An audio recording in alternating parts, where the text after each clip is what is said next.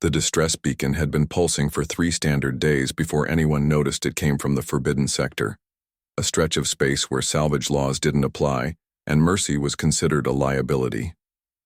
Captain Mira Holt stood on the bridge of the Defiant Hope, studying the frequency with narrowed eyes. It wasn't a ship's beacon. It was biological. "Ma'am, the Galactic Council has already issued a Level 5 quarantine on that sector," her XO reported, his reptilian features tight with concern. "Whatever's out there, they want it contained, not rescued." Mira's jaw set firm. Then they should have sent someone to finish the job properly. "Prep the shuttle. We're going in." The Council had abandoned this sector after the Battle of Krevnash, a brutal conflict where the Zakrine Imperium had unleashed their bioweapons against the rebellion. One such weapon was Raccoon, the last of the genetically engineered war beasts. 300 meters of muscle, claws, and fury designed to tear through starship hulls like paper.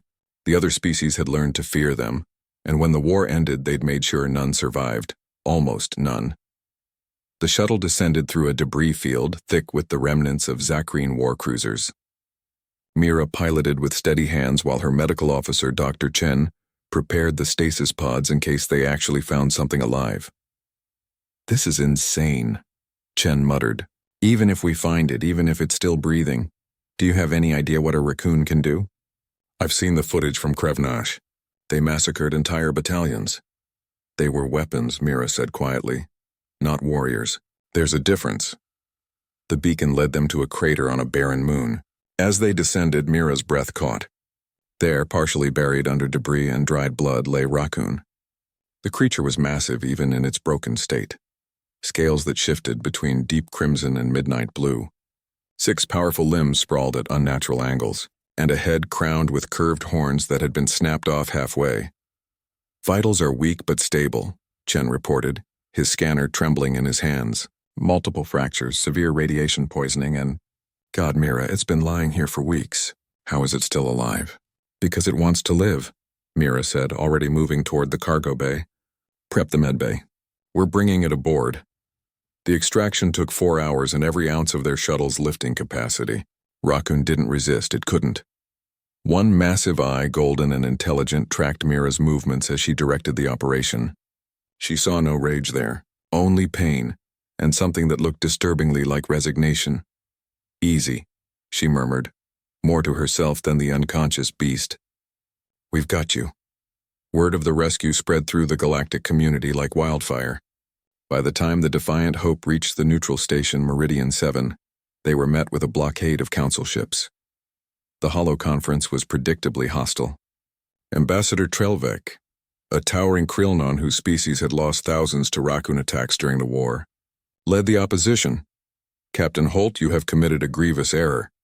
His translated voice boomed. "That creature is a weapon of mass destruction. It must be terminated immediately." "That creature has a name," Mira shot back. "Raccoon was a slave, engineered and forced to fight in a war it never chose. The Zakrine are gone. The war is over. It deserves a chance." "Deserves?" Trelvek's 4 eyes bulged. "It deserves nothing but the void. You humans and your ridiculous empathy will doom us all." The Eularian representative, a being of pure energy, flickered with agitation.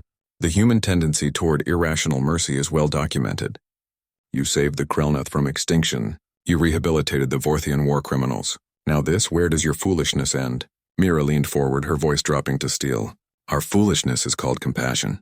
And if that makes us weak in your eyes, then I'm proud to be weak. Raccoon stays under human protection." She cut the transmission before they could respond. The recovery was slow. Raccoon's biology was foreign to human medicine, but Dr. Chen was determined. They jury-rigged a medbay large enough to accommodate the beast's bulk, synthesized nutrients compatible with its metabolism, and worked around the clock. Mira visited daily.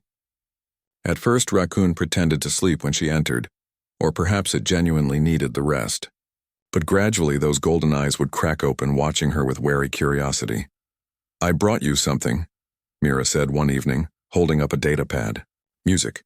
Humans find it helps with healing. I thought, maybe you would too."